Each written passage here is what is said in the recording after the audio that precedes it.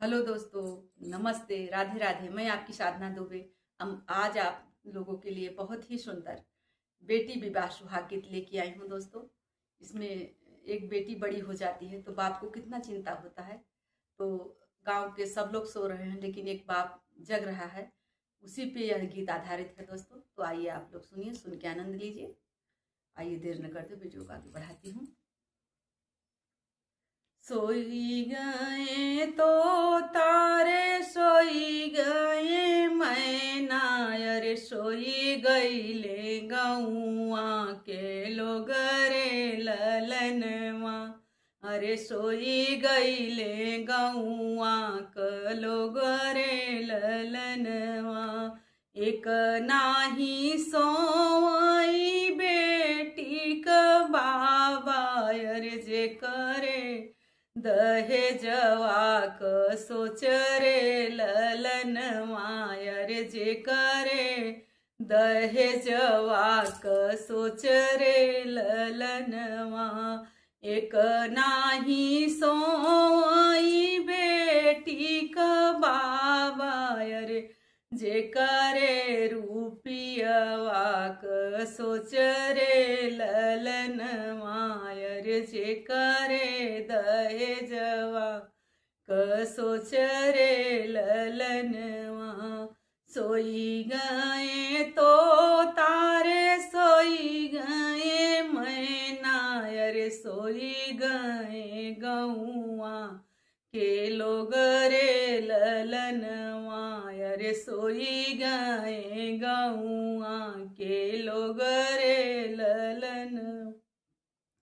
एक नाही सोई मम्मी हो कंचन देई, जे करे बिटियवा क सोच रे ललनवा।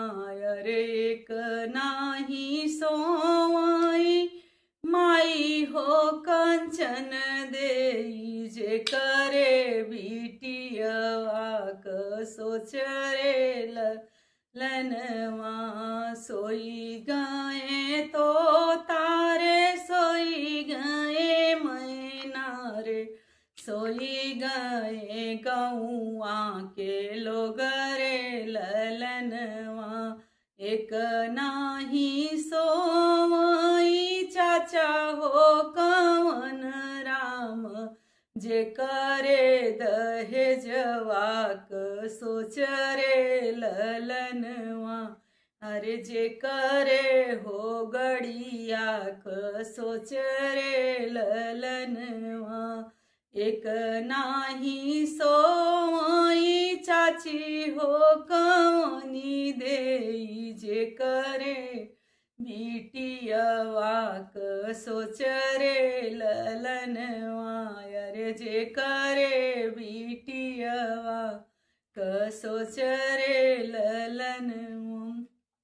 एक नाही सोई भैया हो विकास राम, एक नाही सोई भैया हो विशाल राम, जे करे बहिनिया क सोच रे ललनवा। अरे जे करे बहिनिया क सोच रे ललनवा।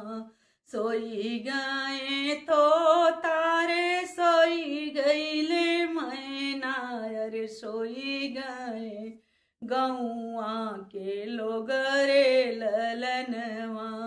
सोई गए गौआ के लोग रे ललनवा।